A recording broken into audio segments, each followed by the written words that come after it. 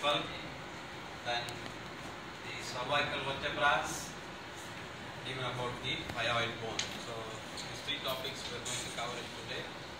So the mandible is the only movable bone of the facial skeleton, or we can say it as the skull. So also called as the lower jaw. The mandible is also called as the lower jaw, right? So this mandible is having different parts. This is a picture of the mandible, and this is the model. Actually, not a true bone; it's a plastic model. Doctor, excuse me. We need to switch on the lights because to appear in the video. Does he want to make a video? To revise. So, the others can't appreciate these slides when you put on the light. It's very difficult to make out, right? When you put the light. So, mandible is having as a fish. So, it's having different parts like the ramus. So, this is the part of the mandible which is called as the ramus. The part of the mandible what I am holding is the ramus. Okay. The other part is called the body of the mandible. So, body of the mandible and then the ramus of the mandible. So, in brief, we divide the mandible into two parts. So, this part what I am holding is the body, and the part of the mandible which is projecting upwards is called as the ramus of the mandible. Am I clear? Ramus of the mandible and the body of the mandible. Nice. So, this ramus of the mandible meets with the body then little angle. So, this part is called the angle of the mandible, where the ramus is meeting with the body. So, this is called as the angle of the mandible. So, we learned ramus, body, and then the angle of the mandible. So, we will study one by one. First, what is this? The ramus. It's almost like a quadrangular structure with two projections on the upper side, and lower part it is meeting with the body with an angle. So, the upper two projections of the mandible are the anterior projection, which is little sharp. This is called as the coronoid process. What is that called as? Coronoid process. What is this process? Coronoid process of the mandible. Whereas posteriorly you have a projection which is slightly higher than the coronoid process. So, that is the condyle, which makes articulation with the temporal bone of the cranium or the skull to form the temporomandibular joint. Temporomandibular joint or condyle of the mandible. And just below the condyle or mandibular condyle, or even you can at the head of the mandible, below it is little constricted. So, that part is called as the neck of the mandible. Just below the condyle or the articular surface, lower part it is constricted, it is called as the neck of the mandible. The anterior part of the neck, it shows a depression here. The blue part, can you see this? This is called as the pterygoid fovea. What is it called as? Pterygoid fovea. Pterygoid fovea, where you have the insertion of the muscle called as pterygoid muscle. Okay, that's what is called as pterygoid fovea. So, between the coronoid process and the condyle of the mandible, there is a U-shaped notch. Can you see this? This is called as the mandibular notch. What is this? This is the mandibular notch. Between the coronoid process and the condyle, this is the mandibular notch. As I said, it is a quadrangular structure. Outer surface is smooth, okay, and inner surface it is little rough, and even it shows an opening or a foramen. Can you see this? The inner surface, this foramen. So, that is called as the mandibular foramen. What is that known as? Mandibular foramen. So, this is what is the mandibular foramen on the inner side of the ramus of the mandible. So, if you look at this mandibular foramen, so there is a small projection of the bone over this foramen, this projection. It is called as lingula. What is it called as? A lingula. Lingula is a tongue-like projection, okay, over the foramen. This is called as lingula. Am I clear? The lingula, what is lingula? It's a tongue-like projection over the mandibular foramen in the inner surface of the ramus. Am I clear? The mandibular foramen, the lingula, the coronoid process, the condyle, the neck of the foramen, what is that? Mandible, and then the pterygoid fovea. Pterygoid fovea. So now come to the body of the mandible. Body of the mandible, it is U-shaped, where you have multiple sockets for situation of the many tooths. Okay, so that is the body of the mandible. Again, it is having an outer surface and then the inner surface. Outer surface and then the inner surface. First, let's look into the inner surface. Inner surface of the body of the mandible. So actually, the mandible develops in two halves. Before the development, this is the left half, this is the right half. Later part of development, they fuse together to form a single bone. Developmentally, actually develops in two halves, and later they are fused. So this symphysis mentae, we say symphysis mentae. Okay. So now the inner surface of the mandible. Inner surface of the mandible. So from the upper angle or the corner to the lower corner, there is a groove. Can you see this? So this groove. Okay, so that is called as mylohyoid groove. Mylohyoid groove. Can you see this? Okay, in this slide, or even in the mandible you can see.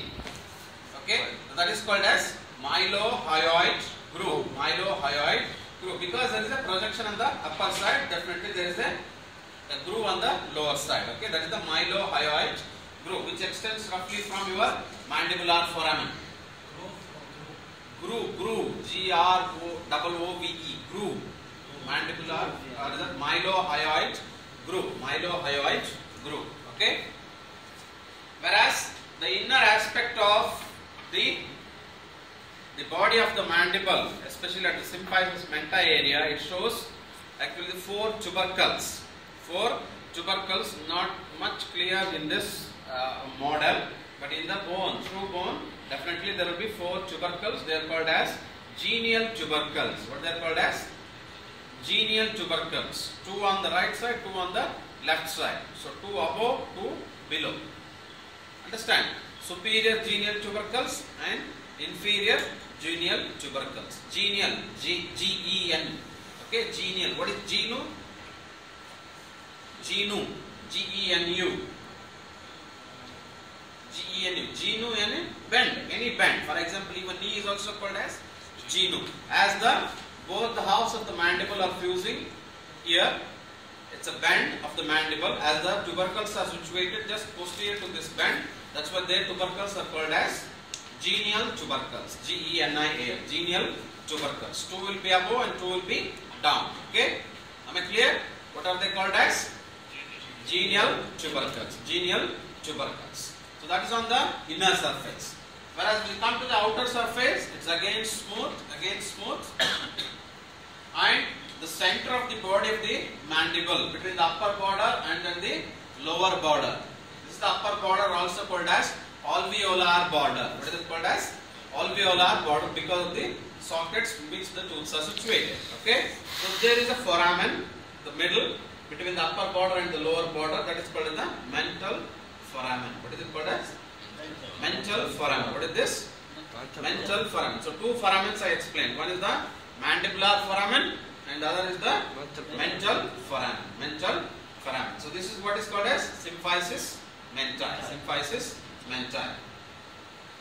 So, and again one more feature in the lower border near the genu, it shows a fossa. Can you see this?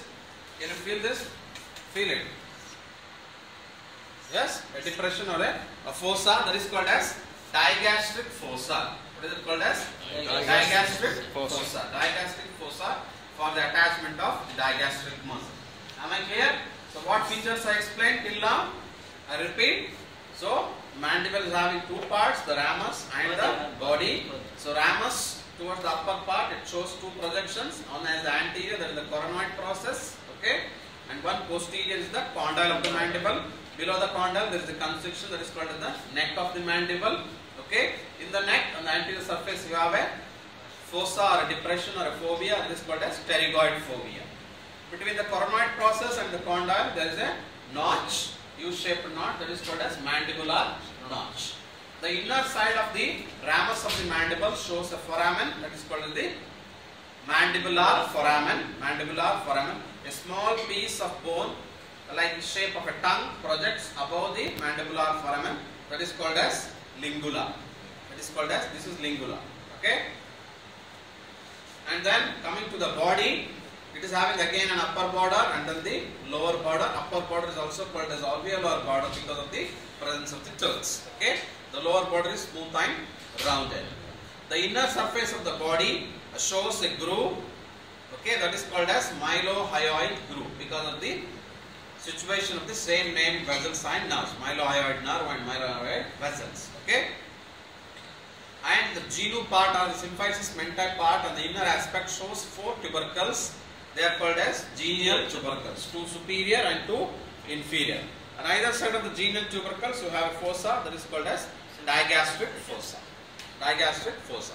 On the outer side of the body of the mandible, between the upper border and the lower border, there is a foramen that is called as mental foramen. Mental foramen. This is about the general features of the mandible. Am I clear? Then come to the specific, what is the features, that means the attachments. What are the muscles which are attached on the mandible and what are the ligaments which are attached on the mandible. So this is the picture which shows the attachment of muscles. So you have 5 muscles which are inserted into the mandible and 5 muscles which take origin from the mandible. You can remember like this. 5 muscles originate, 5 muscles insert. Okay. So what are the muscles which are inserted into the mandible? So first and foremost important muscle which is on the outer aspect of the ramus of the mandible. This big blue. That is the insertion of the muscle called as masseter. What is that muscle? Masseter. Masseter. And over the coronoid process you have muscle insertion temporalis. Very good. So temporalis and then the masseter and then 2 pterygoids. One on the inner aspect of the angle. Inner aspect of the angle of the mandible, that is the medial pterygoid. Medial pterygoid. Whereas in the pterygoid fovea you have lateral pterygoid. So 2 pterygoids. Medial pterygoid, lateral pterygoid. Where is the insertion of medial pterygoid? Inner aspect of the angle of the mandible. Whereas lateral pterygoid to the pterygoid fovea in the neck. Very important from OSPE aspect. OSPE, okay, they can. So this mandible here it is colored. The other mandibles which doesn't have any colors, they will mark with a blue chalk piece or some chalk. They will mark this area, identify the bone, name the muscle which is attached on the colored part of the bone. So if you mark here, what you will write? Masseter. If it is here, medial pterygoid, to be specific. Okay. So on the inner aspect of the angle, medial pterygoid. Over the pterygoid fovea, lateral pterygoid. Over the coronoid process, temporalis muscle. So masseter, temporalis, lateral pterygoid, medial pterygoid, and over the lower border we have the attachment of the platysma, a subcutaneous muscle. Okay, platysma over the lower border. So now the origin of the muscles. Origin of the muscles. So from the genial tubercles, 2 muscles. So they are named as genioglossus and geniohyoid because of the attachment to the genial tubercles. Okay, 2 superior genial tubercles to the tongue, genioglossus, and 2 down lower genial tubercles to the hyoid bone. Okay, geniohyoid, geniohyoid, genioglossus from the genial tubercles. Whereas the inner aspect, as I said, mylohyoid groove, just above that you have the attachment of mylohyoid muscle. What is that? Mylohyoid. I said you 3 muscles. Genial tubercles, superior genial tubercles, genioglossus to the tongue. Lower genial tubercles or inferior genial tubercles, geniohyoid. Mylohyoid, just above the mylohyoid groove, mylohyoid muscle. Mylohyoid muscle. And one more is your buccinata. What is that? The buccinata muscle. Again, so especially from, you can say it as the 3rd molar tooth here. Okay. So extending just below the alveolar margin in a linear fashion, covering all the molars. So this is what is the attachment of the buccinator muscle. What is that? Buccinator muscle. and to the digastric fossa you have the attachment of the digastric muscle, the anterior belly of the digastric. Am I clear? Insertion of 5 muscles. What are they? Masseter, median pterygoid, lateral pterygoid, temporalis. Okay, and over the lower border you have the platysma. And the origins, the buccinator, okay, then the mylohyoid, okay, genioglossus, geniohyoid, and interbelly of the digastric. Is it clear? So this is the attachments over the mandible. Attachments over the mandible. And come to the ligaments. What are the ligaments which are attached to the mandible? So in that the lingula is there. So these are pictures showing different attachments. So ligaments, you have a ligament called as spinomandibular ligament. What is this? Very important from the development point of view. Spinomandibular ligament which is attached to the lingula. They may mark here. Identify the marked part of the bone. This part just over the mandibular foramen. They may mark you. And they may ask you what is the marked area. What is that marked area? It is the lingula. So what is the ligament attached there? What is the ligament?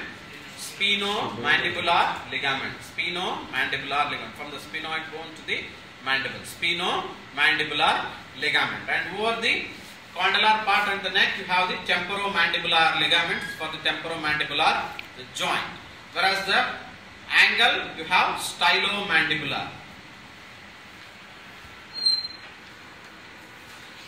So in an articulated like this, okay. So between the temporal bone and the mandible, temporomandibular. Okay, over the neck and all. Okay, and then from the styloid process from here to here, the posterior surface of the angle from here to here, you have the stylomandibular. Stylomandibular, spinomandibular, temporomandibular. These are the ligaments which are attached to the mandible. Am I clear? And now the last part, the nerves. The nerves related to mandible. Very important, especially for the dentists who will be working on the teeth. Before that, they have to block the nerves so that this area is anesthetized, so that they can do any procedures on the gums or the tooths. Okay, so that's why these nerves they become very important for the dental surgeons. Okay, so one of the most important nerve which is related to the mandible is the lingual nerve. What is that? The lingual nerve. The picture is there.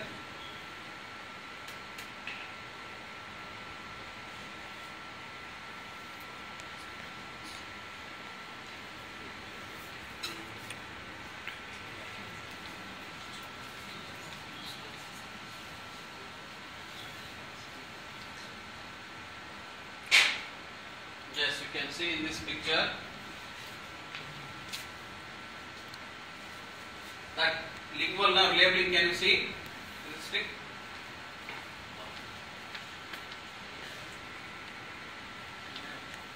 Can you see this nerve? Okay, that is the relation of the lingual nerve to the mandible. So in the mandible, it is here, on the medial side of the third molar tooth. This is the third molar, right? The medial side, inner side, from here to here. It is just above the bone and below the mucous membrane.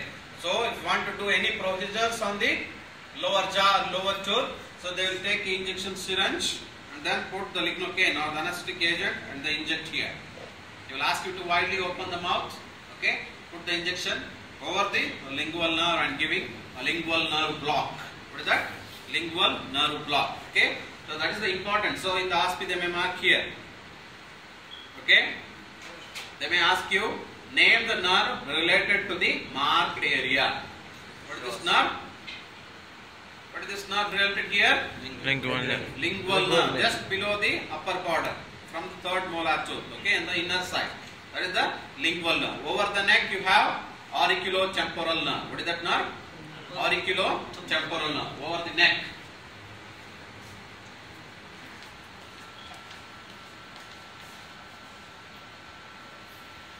Yes, see that?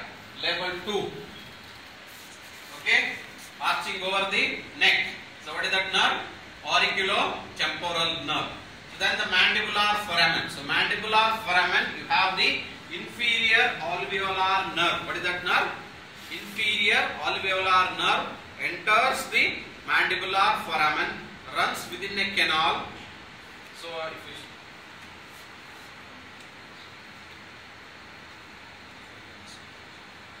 this is the mandible, right? Okay. So now inferior alveolar nerve enters this mandibular foramen. This is the mandibular foramen. Okay. And this is what is lingula. See this projection? This is the lingula and this is the mandibular foramen through which what nerve enters? Inferior alveolar nerve and vessels. And the vessels, artery and vein, they enter the mandibular foramen. So below these teeth, okay, there is a canal. Okay, this mandibular bone is not a hard bone. Inside there is a cavity in this here. So it is coming from the mandibular foramen, running through this, supplying all the teeth. Okay, so this is the inferior alveolar nerve. After supplying this, so one of the branch will come out through the mental foramen.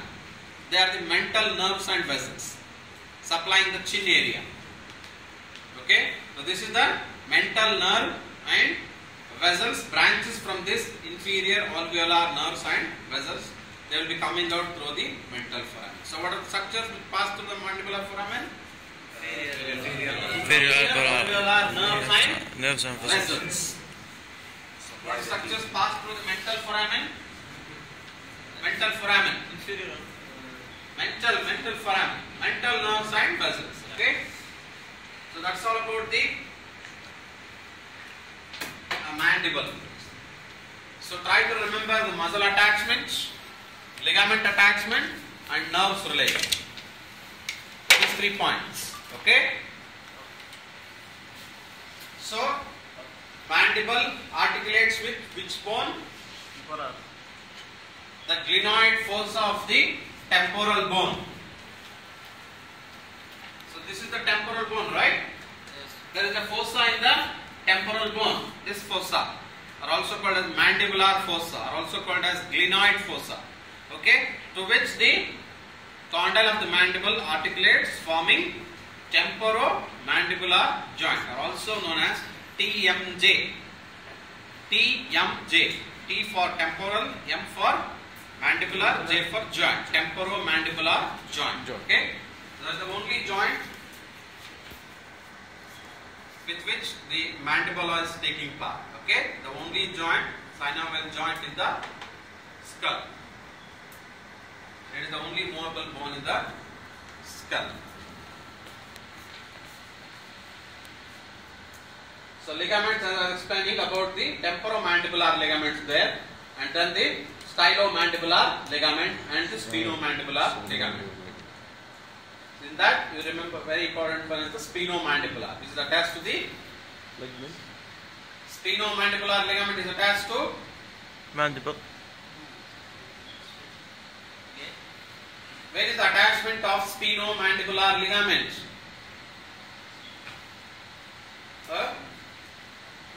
The lingula, I said no, lingula. Where is lingula? The inner part of the mandible. Over the mandibular foramen. A small tongue-like projection of the bone over the mandibular foramen is called as lingula. So now, the mandible, especially from medico-legal importance, you find any crime scene where maybe what is that? You understand medico-legal importance. What is the meaning of medico-legal importance? Some murders or something like that. Okay. So any medico-legal importance, you can identify the age of the person. Whether the dead person was a child, it was an adult or an old man, by looking into the mandible. So how exactly the mandible of an adult, a child or an old man looks like? Okay. So that is the first picture showing the what is that? Mandible of a child. Next is the mandible of a adult, and this is the mandible of a old man. So you can understand this is the structure of the mandible of an adult man. So where the angle is roughly about 90 degrees. Okay, roughly, not exactly 90, roughly maybe 100 to 110 like that. Whereas in case of infants, the angle is more wide. In case of kids, the angle is more wide, and the mental foramen, very important, mental foramen. In case of children, it is not in the middle, whereas in adults it is exactly in the middle between the upper and lower border. Whereas in children it is towards the lower border, Whereas in old person's mandible, the mental foramen is towards the upper border, and the upper border is again smooth because all the tooths have lost. Okay, in case of old persons, so that the mental foramen shifts towards the upper border, and again the angle will be obtuse, more wide compared to the adult mandible. Am I clear? So where is the situation of the mental foramen in case of children's mandible? Mental foramen Lower border. towards the lower border. In case of old, it is towards the upper border, whereas angle will be wide compared to the adult one. So that's how the age differences of the mandibles. So now coming to the joint with of the mandible, which, that is the temporomandibular joint, which taking place between the condyle of the mandible and then the mandibular fossa of the temporal bone. So that is called as temporomandibular joint, or also known as TMJ. So in short, if they mention TMJ, what does it suggest? It suggests temporomandibular joint. So as I said, it is between two articular surfaces. So upper articular surfaces will be, upper articular surface is mandibular fossa of the temporal bone. Okay, and then lower will be the head of the mandible, or also called as the condyle of the mandible. So these are the two articular surfaces. A very important point about this temporomandibular joint is there is a fibrocartilaginous disc which separates these two articular surfaces. Between the mandible and the temporal bone, there